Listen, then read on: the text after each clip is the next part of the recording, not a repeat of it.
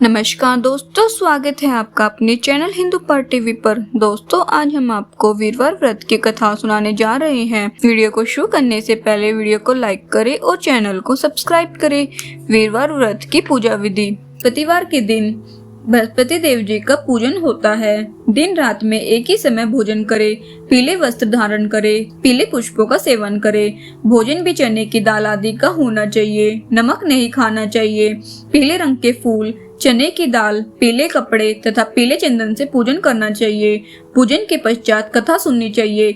इस व्रत के करने से बृहस्पति जी अति प्रसन्न होते हैं। धन और पुत्र का लाभ होता है। इस व्रत में केले का भी पूजन किया जाता है। स्त्रियों के लिए यह व्रत एक बहुप्रचलित व्रत है। बृहस्पतिवार व्रत की कथा। एक राजा था जिसके घर में अन्न और धन की कोई कमी नहीं थी, परंतु इसकी स्त्री बहुत ही कृपण थी। वह किसी भिक्षार्थी को कभी कुछ नहीं देती थी। सारा दिन घर के कामकाज में ही लगी रहती। एक समय साधु महात्मा बृहस्पतिवार के दिन उसके द्वार पर आए और भिक्षा की याचना की। स्त्री उस समय घर आंगन को लीप रही थी। इस कारण साधु महाराज से कहने लगी कि महाराज, इस समय तो मैं लीप रही हूँ, आपको कुछ नहीं दे सकती, फिर किसी अवकाश के समय आना। साधु महात्मा खाली हाथ चले गए। कुछ दिन के पश्चात वह साधु फिर आए और उसी तरह भिक्षा मांगी। रानी उस समय लड़के को खिला रही थी। कहने लगी कि हे महाराज, क्या करूं, अवकाश ही नहीं है, इसलिए आपको कुछ नहीं दे सकती। तीसरी बार महात्मा आए तो उसी तरह उनको टालना चाहा, परंतु महात्मा कहने लगी कि यदि तुमको बिल्कुल अवकाश हो जाए तो तब तो तुम मुझको भिक्षा दोगी। रानी कहने लगी, हाँ महाराज, यदि ऐसा हो जाए तो बहुत ही कृपा होगी। साधु महात्मा कहने लगे कि अच्छा, मैं तुमको एक उपाय बताता हूँ। बृहस्पतिवार को दिन चढ़ने पर उठो और सारे घर में झाड़ू लगाकर कूड़ा एक तरफ इकट्ठा करके रख दो।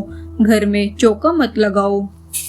फिर स्नान आदि करके घर वालों को कह दो कि वह हजामत आदि अवश्य बनवाए। रसोई बनाकर चूल्हे के पीछे रखा करो, सामने कभी न रखो। सायंकाल को बहुत अंधेरा होने के पश्चात दीपक जलाया करो तथा बृहस्पतिवार को पीले वस्त्र कभी मत धारण करो, न ही पीले रंग की चीजों का भोजन करो। यदि ऐसा करोगे तो तुमको घर का कोई काम नहीं करना पड़ेगा। रानी ने ऐसा ही किया। बृहस्पतिवार को खूब दिन चढ़ने पर उठी, झाड़ू आदि लगाकर कूड़े को एक तरफ इकट्ठा कर रख दिया। पुरुषों ने भी हजामत आदि बनवाई। भोजन बनाने के पश्चात चूल्हे के पीछे रख दिया। उसके पश्चात वह सब बृहस्पतिवारों को ऐसा ही करती रही। अब कुछ दिनों के पश्चात उसके घर में खाने तक को दाना भी न रहा और भोजन के लिए दोनों समय तरसने लगे। राजा रानी से कहने लगा कि रानी, तुम यहाँ पर रहो, मैं दूसरे देश को जाऊं, क्योंकि यहाँ पर तो मुझे सभी मनुष्य जानते हैं, इसलिए कोई कार्य भी नहीं कर सकता। देश चोरी परदेश भीख बराबर है। ऐसा कहकर राजा परदेश चला गया। वहाँ जंगलों में जाता और लकड़ी काट कर लाता तथा शहर में बेचता। इस प्रकार जीवन व्यतीत करने लगा। राजा के घर रानी और दासी दुखी रहने लगी। किसी दिन भोजन मिलता और किसी दिन पानी पीकर रह जाती। एक बार जब रानी और दासी को 7 रोज बिना भोजन के व्यतीत हो गए तो रानी ने अपनी दासी से कहा, हे दासी, यहाँ पास के नगर में मेरी बहन रहती है। वह बड़ी धनवान है, इस कारण तू उसके पास जा और वहाँ से 5 शेर भेज ला, जिससे कुछ समय के लिए गुजर हो जाएगी। इस प्रकार रानी की आज्ञा मानकर दासी उसकी बहन के पास गई। उस समय रानी की बहन पूजा कर रही थी, क्योंकि उस दिन बृहस्पतिवार था।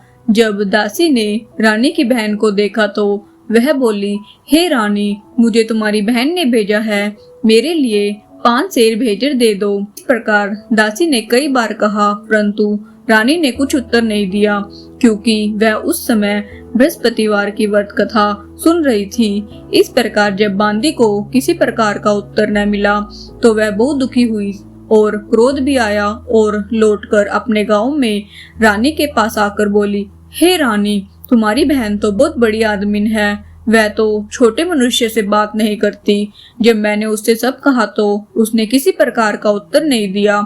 रानी बोली कि उसका कोई दोष नहीं है, जब बुरे दिन आते हैं तब कोई सहारा नहीं देता। अच्छे बुरे का पता आपत्ति काल में ही लगता है। जैसी ईश्वर की इच्छा होगी वह होगा, यह सब हमारे भाग्य का दोष है। उधर उस रानी ने देखा कि मेरी बहन की दासी आई थी, परंतु मैं उससे नहीं बोली, इससे वह बहुत दुखी हुई होगी। यह सोचकर कहानी को सुनकर और विष्णु भगवान का पूजन समाप्त करके वह अपनी बहन के घर चल दी और जाकर अपनी बहन से कहने लगी, हे बहन, मैं बृहस्पतिवार का व्रत कर रही थी, तुम्हारी दासी आई, परंतु जब तक कथा होती है तब तक न उठते हैं और न बोलते हैं, इसलिए मैं न बोली। कहो दासी क्यों गई थी? रानी बोली, बहन, हमारे घर अनाज नहीं था, वैसे तुमसे कोई बात छिपी नहीं है, इस कारण मैंने दासी को तुम्हारे पास 5 सेर भेजर लेने को भेजा था। रानी बोली, बहन देखो, बृहस्पति भगवान सबकी मनोकामना पूरी करते हैं, शायद तुम्हारे घर में अनाज रखा हो। इस प्रकार के वचन रानी ने सुने तो वह घर के अंदर गई और वहां उसे एक घड़ा भेजर का मिल गया। तब वह रानी और बांदी प्रसन्न हुई और दासी कहने लगी, हे रानी देखो, वैसे ही हमको भोजन नहीं मिलता, इसलिए हम आज ही व्रत करते हैं। अगर इनसे व्रत की विधि और कथा पूछ ली जाए तो उसे हम भी किया करें। तब उस रानी ने अपनी बहन से पूछा कि बहन, बृहस्पतिवार के व्रत की कथा क्या है तथा वह व्रत कैसे करना चाहिए? रानी की बहन ने कहा, हे बहन, गुरु के व्रत में चना की दाल मुनक्का से विष्णु भगवान का केले की जड़ में पूजन करे तथा दीपक जलावे, पीला भोजन करे तथा कहानी सुने। इस प्रकार करने से गुरु भगवान प्रसन्न होते हैं, अन्न पुत्र धन देते हैं, मनोकामना पूरी करते हैं। इस प्रकार से रानी और दासी दोनों ने निश्चय किया कि वह बृहस्पति भगवान का पूजन अवश्य करेंगे। 7 रोज बाद जब बृहस्पतिवार आया तो उन्होंने व्रत रखा। गुड़साल में जाकर चना बीन तथा उसकी दाल से केले की जड़ का तथा विष्णु भगवान का पूजन किया। अब पीला भोजन कहाँ से लाए? बेचारी बड़ी दुखी हुई, परंतु उन्होंने व्रत किया था। इस प्रकार गुरु भगवान प्रसन्न हुए और 2 थालों में सुंदर पीला भोजन लेकर आए और दासी को देकर बोले, हे दासी, यह तुम्हारे और रानी के लिए भोजन है, तुम दोनों करना। दासी भोजन पाकर बड़ी प्रसन्न हुई और रानी से बोली, भोजन कर लो। रानी को इस विषय में कुछ भी नहीं पता था, इसलिए वह बोली, अरे दासी, तू ही भोजन कर, क्यों हमारी व्यर्थ में हंसी उड़ाती है? दासी बोली, एक महात्मा भोजन दे गया है। रानी कहने लगी, वह भोजन तेरे लिए ही दे गया है, तू ही भोजन कर। दासी कहने लगी, वह महात्मा हम दोनों को 2 थालों में भोजन दे गया है कि हम और तुम दोनों ही साथ साथ भोजन करेगी। इस प्रकार रानी और बांदी दोनों ने गुरु भगवान को नमस्कार करके भोजन प्रारंभ किया तथा वह प्रत्येक बृहस्पतिवार को गुरु भगवान का व्रत और विष्णु भगवान का पूजन करने लगी। बृहस्पति भगवान की कृपा से रानी और दासी के पास फिर काफी धन हो गया तो रानी फिर उसी प्रकार आलस्य करने लगी।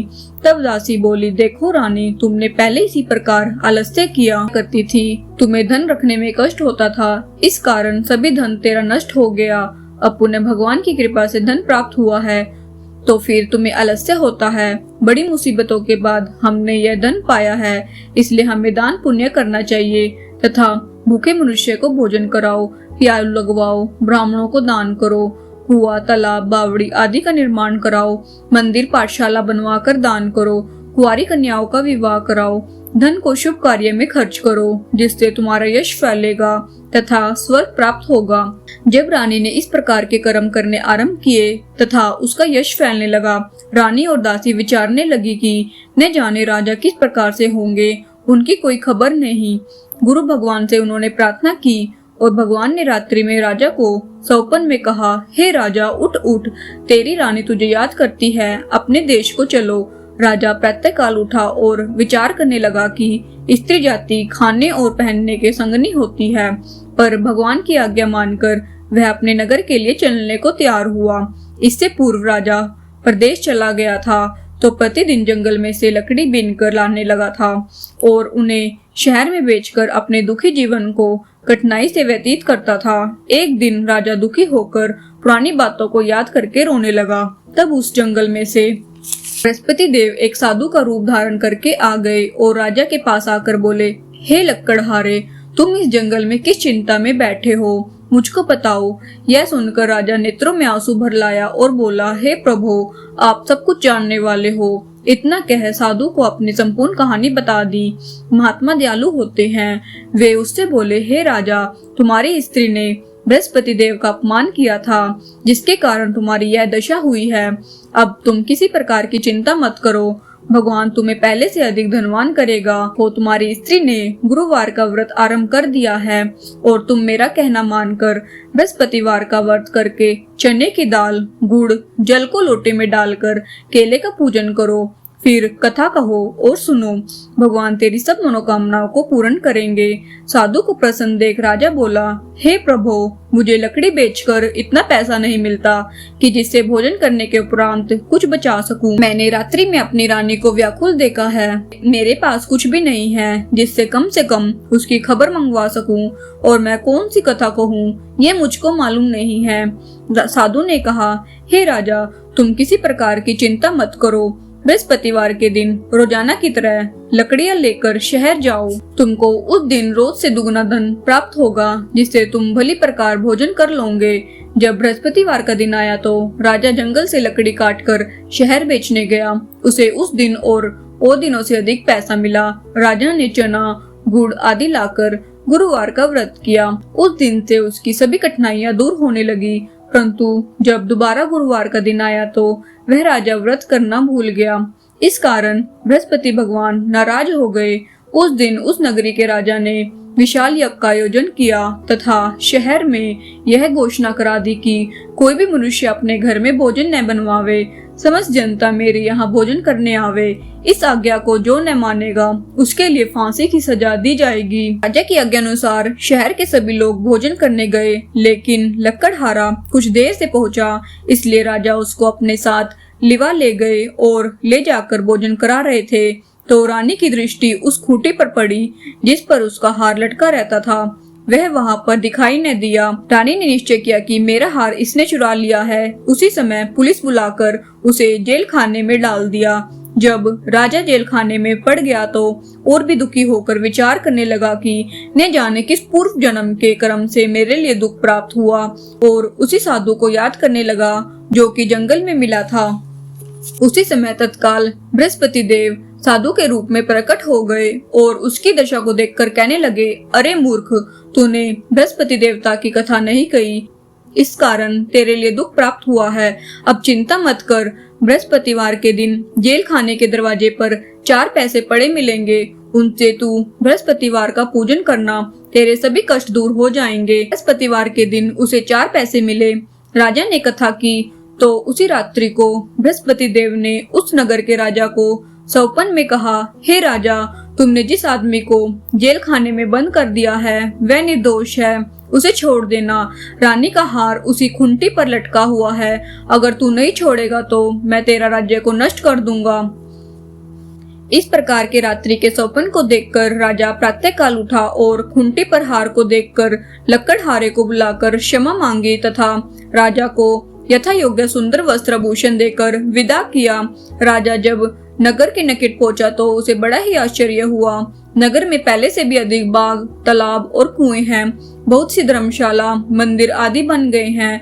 राजा ने पूछा, यह किसका बाग और धर्मशाला है? तो नगर के लोग कहते हैं कि यह सब रानी और बांदी के हैं। तो राजा को और भी आश्चर्य हुआ तथा गुस्सा भी आया। जब रानी ने यह खबर सुनी कि राजा आ रहे हैं तो उसने बांदी से कहा, हे दासी, देख, राजा हमें कितनी बुरी हालत में छोड़कर गए थे, कहीं हमारी ऐसी हालत देखकर लौट न जाए, इसलिए तू दरवाजे पर जाकर खड़ी हो जा। आज्ञा अनुसार दासी दरवाजे पर खड़ी हो गई और राजा जब आए उन्हें लिवा लाई। तब राजा ने क्रोध करके अपनी तलवार निकाली और पूछने लगे कि यह धन तुम्हें कैसे प्राप्त हुआ है? तो उन्होंने कहा, हमें यह बृहस्पति देव के प्रभाव से प्राप्त हुआ है। राजा ने निश्चय किया कि 7 रोज बाद तो सभी बृहस्पति देव का पूजन करते हैं, परंतु मैं रोजाना दिन में 3 बार कहानी कहा करूंगा तथा रोज व्रत किया करूंगा। अब हर समय राजा के दुपट्टे में चने की दाल बंधी रहती तथा दिन में 3 बार कहानी कहता। एक दिन राजा ने विचार किया कि चलो अपनी बहन के पास हो आए। इस प्रकार निश्चय कर राजा घोड़े पर सवार होकर अपनी बहन के यहाँ जाने लगा। मार्ग में देखा कि कुछ आदमी एक मुर्दे को लिए जा रहे हैं। उन्हें रोककर राजा कहने लगा, अरे भैया, मेरी बृहस्पतिवार की कहानी सुन लो। वे बोले, लो, हमारा आदमी तो मर गया है, इसको अपनी कहानी की पड़ी है। परंतु कुछ आदमी बोले, अच्छा कहो, हम तुम्हारी कहानी सुनेंगे। राजा ने दाल निकाली और जब कहानी आधी हो पाई थी कि मुर्दा हिलने लग गया, और जब वह कहानी समाप्त हो गई तो वह राम राम कहकर खड़ा हो गया। आगे मार्ग में उसे एक किसान खेत में हल चलाता मिला। राजा उसे देखा और उससे बोला, अरे भैया, तुम मेरी बृहस्पतिवार की कहानी सुन लो। किसान बोला, जब तक मैं तेरी कहानी सुनूंगा तब तक 4 हरैया जोत लूंगा। जा अपनी कहानी किसी और को सुनाना। इस प्रकार राजा आगे चलने लगा। राजा के हटते ही बैल पछाड़ खाकर गिर गए तथा पेट में बहुत जोर से दर्द होने लगा। उस समय उसकी माँ रोटी लेकर आई। उसने देखा, अपने पुत्र से सब हाल पूछा और बेटे ने सब हाल कह दिया। तो बुढ़िया दौड़ी दौड़ी उस घुड़सवार राजा के पास गई और उससे बोली, मैं तेरी कहानी सुनूंगी, तू कह तथा मेरे खेत पर ही चलकर कह। राजा ने बुढ़िया के खेत पर कहानी कही, जिससे वह बैल उठ खड़े हुए और किसान के पेट का दर्द भी बंद हो गया। जब राजा अपनी बहन के घर कुशल पूर्वक पहुंच गया तो बहन ने भाई की खूब मेहमानी की। दूसरे दिन प्रातः काल राजा जागा तो वह देखने लगा कि सब लोग भोजन कर रहे हैं। राजा ने अपनी बहन से कहा, कोई मनुष्य है जिसने भोजन न किया हो और वह मेरी बृहस्पति की कहानी सुन ले। बहन बोली, हे भैया, यह देश ऐसा ही है। प्रथम यहाँ सभी लोग भोजन करते हैं। अगर कोई पड़ोस में हो तो देखाऊं। वह ऐसा कहकर देखने चली गई, परंतु उसे ऐसा कोई व्यक्ति नहीं मिला जिसने भोजन न किया हो। अतः वह एक कुमार के यहाँ गई जिसका लड़का बीमार था। उसे मालूम हुआ कि उनके यहाँ 3 दिन से किसी ने भोजन नहीं किया है। रानी ने अपने भाई की कहानी सुनाने के लिए कुमार से कहा। वह तैयार हो गया। राजा ने वहां जाकर बृहस्पतिवार की कहानी कही, जिसको सुनकर उसका लड़का ठीक हो गया। अब राजा की प्रशंसा होने लगी। एक दिन राजा ने अपनी बहन से कहा, हे बहन, हम अपने घर जाएंगे, तुम भी तैयार हो जाओ। यह बात सुन राजा की बहन ने अपनी सास से कही। सास बोली, हाँ तू चली जा, परंतु अपने लड़के को मत ले जाना, क्योंकि तेरे भाई की कोई संतान नहीं है। बहन ने अपने भैया से कहा, हे भैया, मैं तो चलूंगी, परंतु यह बालक नहीं जाएगा। राजा बोला, जब यह बालक नहीं जाएगा तो तुम ही मेरे साथ जाकर क्या करेगी। तब बड़े दुखी मन से राजा अपने नगर को लौट आया। राजा ने आकर अपनी रानी से कहा, हम निर्वंशी राजा हैं, हमारा मुंह देखने का धर्म नहीं है और कुछ भोजन आदि नहीं किया। रानी बोली, हे राजा, बृहस्पति देव ने हमें सब कुछ दिया है, हमें संतान अवश्य देंगे। उसी रात्रि को बृहस्पति देव ने राजा से सौपन में कहा, हे राजा, उठ सभी सोच को त्याग दे, तेरी रानी गर्भ से है। राजा को यह समाचार सुनकर बड़ी खुशी हुई। 9वें महीने में उसके 2 पुत्र पैदा हुए। तब राजा रानी से बोला, हे रानी, स्त्री जाति बिना भोजन के रह सकती है, बिना कहीं नहीं रह सकती। जब मेरी बहन आवे तो तुम कुछ न कहना। यह सुन रानी ने हाँ कह दी। जब रानी की बहन ने यह समाचार सुना, वह बड़ी खुशी हुई तथा वह बधाई लेकर अपने भाई के यहाँ आई। तभी रानी कहने लगी कि घोड़े चढ़कर तो नहीं आई, गधे चढ़े आई। राजा की बहन बोली, भाभी, मैं इस प्रकार से नहीं कहती तो तुम्हें संतान कैसे प्राप्त होती। बृहस्पति देव ऐसे ही है, जैसे जिनकी कामनाएं होती है सभी को पूर्ण करते हैं। जो भावना से प्रेम पूर्वक बृहस्पतिवार का व्रत करता है तथा कथा कहता है अथवा सुनता है तथा दूसरों को सुनाता है, बृहस्पति देव उसकी सभी मनोकामनाएं को पूर्ण करते हैं। यह बोलो बृहस्पति महाराज की जय।